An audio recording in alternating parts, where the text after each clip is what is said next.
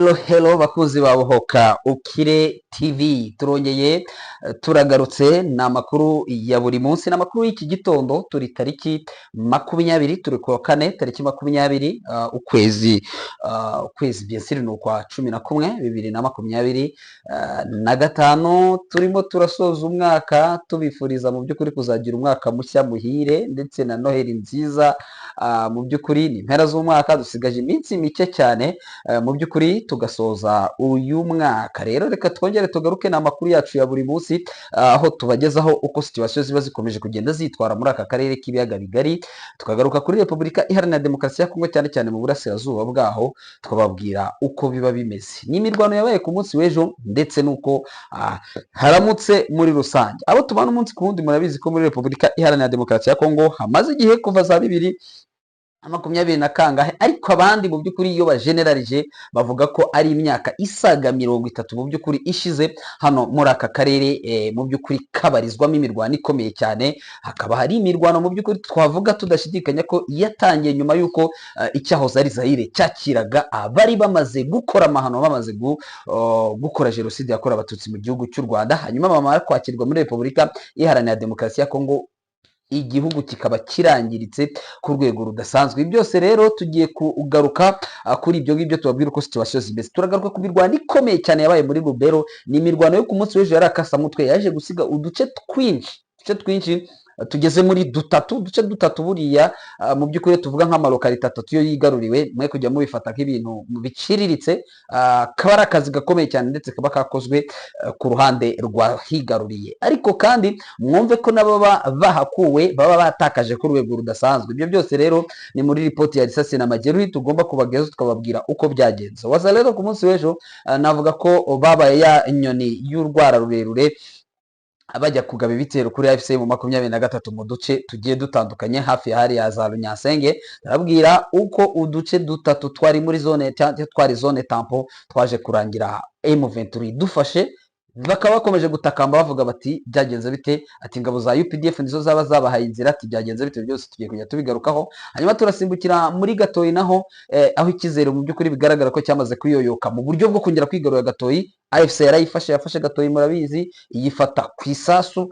Ubu ngubu rero ibivugwa nuko ku munsi w'ejo bari bashaka kugira ngo barebe niba bakongera kuyisubiza. Byarangiye rero amerwe asubiye mu isaho. Bishatse kuvuga ko ku munsi w'ejo defense zabo aho zari zisigariye noneho nazo zatwitswe zikaraswa ku rwego rudasanzwe. Ibyo ngibyo nibyo tugiye kugenda turebera hamwe uko byabagendekeye. Si ibyo gusa turi bugarukeho, turaza kugaruka ku ruzinduko rwa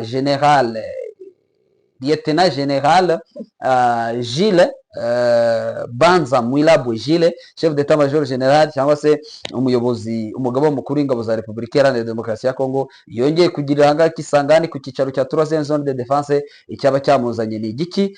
Dore ko yarakubutse muri Isiraheli aho yarafite urugendo rwo kujya gushaka intwaro mu gihugu cya Isiraheli. Ibyo byose turagenda tubirebera hamwe. Hanyuma umuyobozi cyangwa intumwa ya federation cyangwa se ya leta y'Uburusiya ari Kinshasa ku munsi w'ejo yakiriwe na ministre Guy Kabo Mwandi ya Vita, ministre w'ingabo, vice premier ministre akaba ministre w'ingabo, ubwo ni ministre w'intebe wungirije akaba na ministre w'ingabo.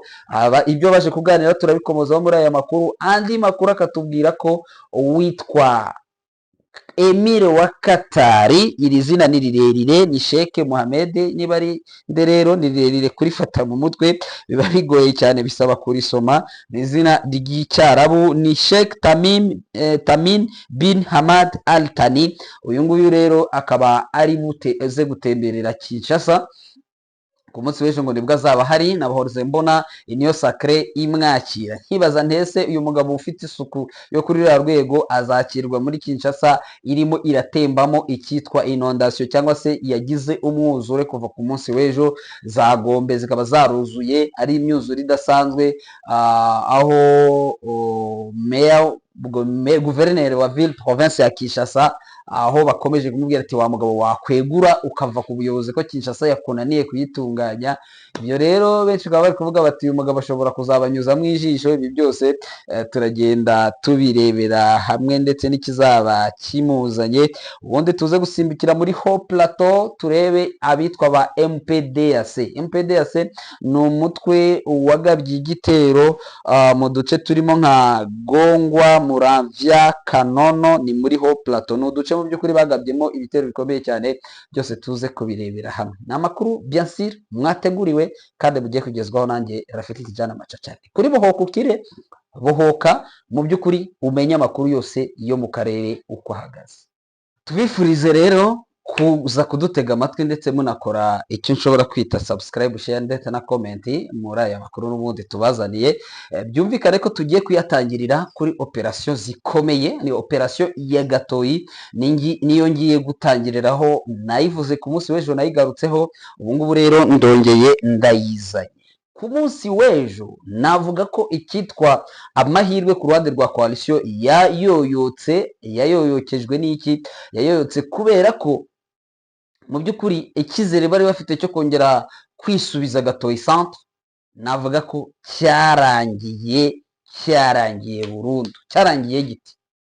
Murabizi ko bakubitiwe muri access zigiye zitandukanye, kuko nagiye mbabwira ko abangabo bari bafite gahunda yo kongera kwisuganya, bari bafite mission yo kuvuga ko hari forces zishobora guturuka za Busurungi, hari forces zagombye guturuka ku kibuga cy'indege cya Ntoto ndetse n'ibikoresho bishya bisimbura ibyo bari bambuwe muri Gatoyi.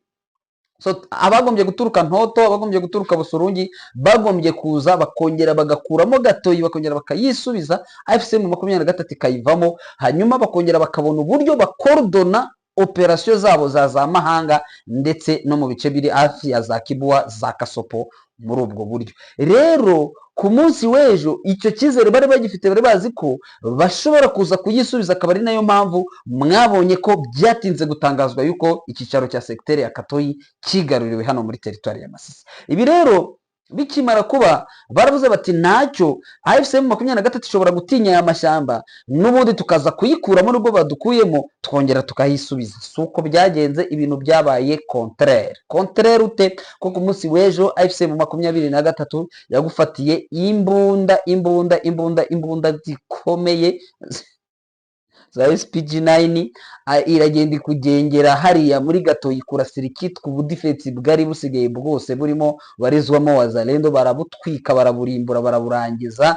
Ni ukuvuga ngo amakuru atugera arimo aratubwira ko ngo ushobora kuba muri Gatoyi yaranasimbutse akagenda ari muzima, ntacyo abaye, nta sasu rimukozeho, bashobora kubaho uko byagenda uko ariko kose, ariko nta cyizere, yagiye yahahamutse, ntabwo ashobora kongera kugira igitekerezo cyo kongera gusubira inyuma, keretse wenda haje izindi force gusa ashobora kubabwira ati mugende mwikandagira kuko ibyo twahuye nabyo ntibisanzwe.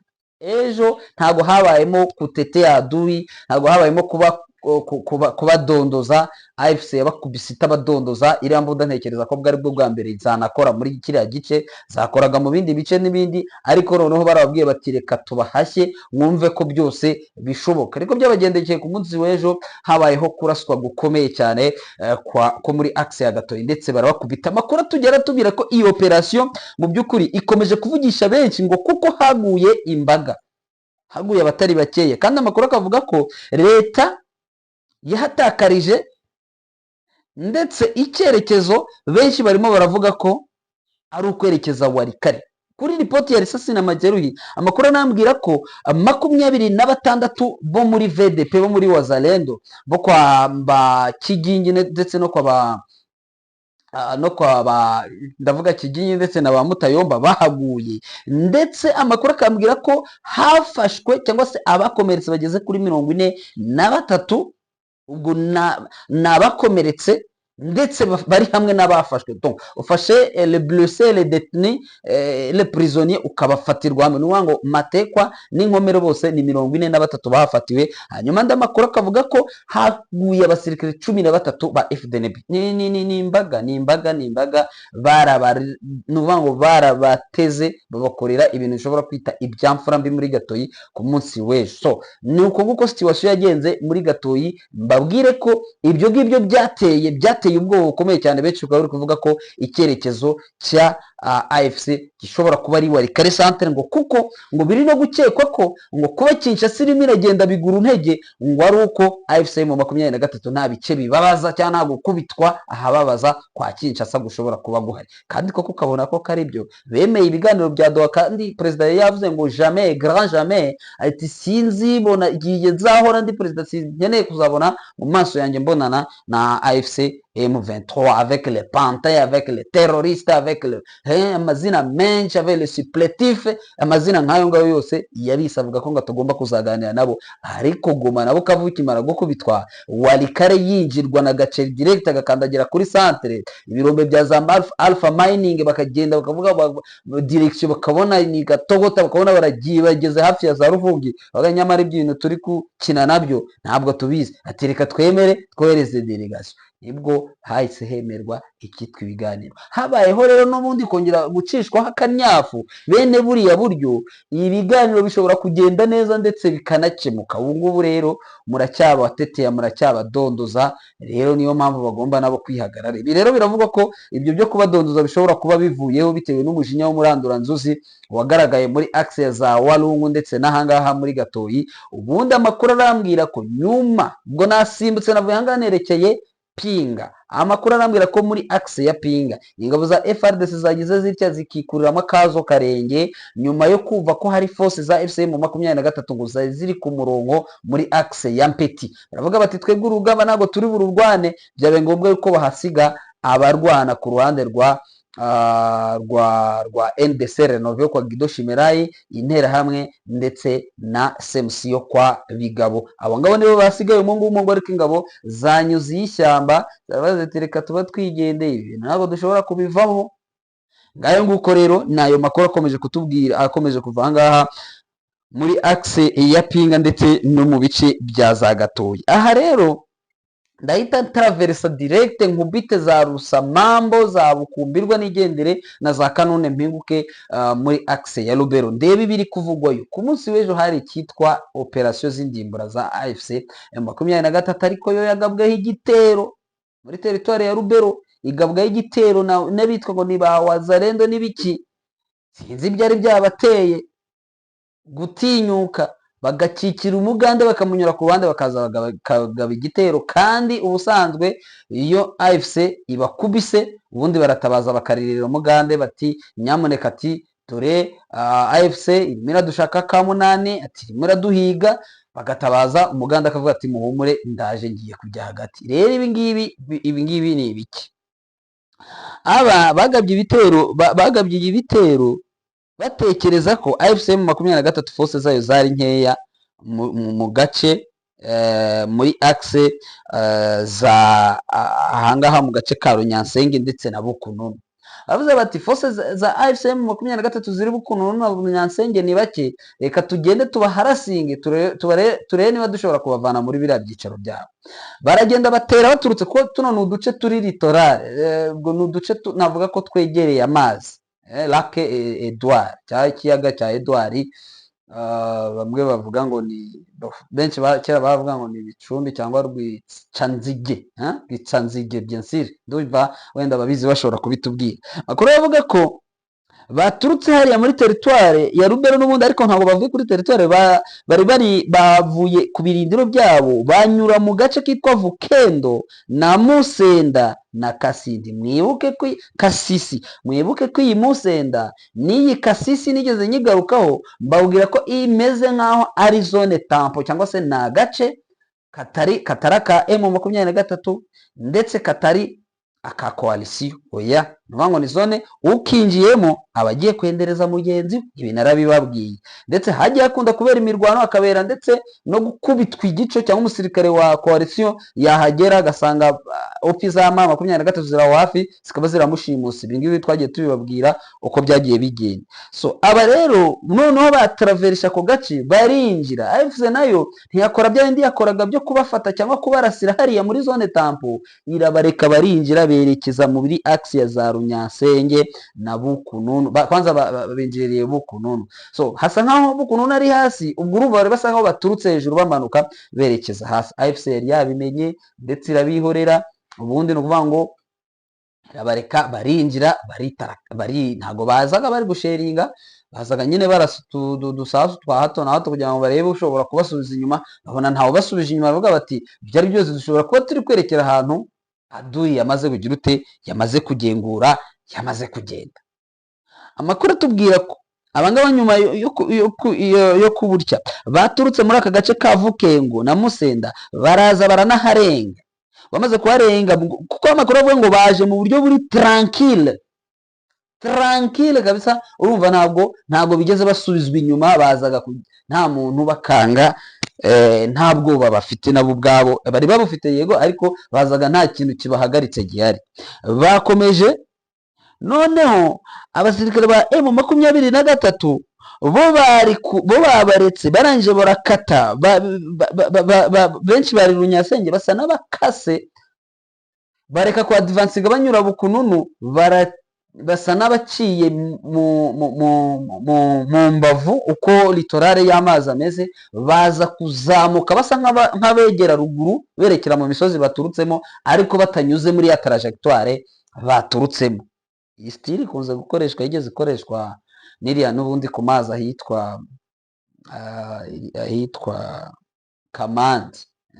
Kamandi, murabyibuka Kamandi Lake na Kamandi Jite, ibi byigeze bikorwa, ndakeka murabyibuka. Byagenze bite rero? Bagiye babaturuka inyuma, hanyuma babakubita badafite ubusubira inyuma, ahubwo shwa yindi bari bafite kwari uguca ibumoso, kandi ibumoso urumva ni Runyasenge, n'ubundi force zari zihari, ubundi bahura n'icyitwa gukubitwa kidasanzwe. Amakuru arambwira ko barashwe pe, nta ripoti ndi bubahereze uko byagenze, gusa barashwe. Ahubwo igihari ubu ngubu gikomeje kugenda kivugwa nuko barimo baratabaza ngo imirwano ngo bayishozweho na AFC mu 23, barimo barabwira Abagande ati kandi Abagande nibo bashobora kuba bahaye AFC inzira, kandi barashwe ingabo z'Abagande nazo zirabihorera, bati nimwe mwagiye kwendereza, nibabanze babakosora, ikindi gihe mutazongera. Uwo Mugande nawe hari aho abera mubi, bati reka mbareke babakosore, ikindi gihe ntabwo muzongera kurenga zone tampo ngo mugiye kwigaragambya.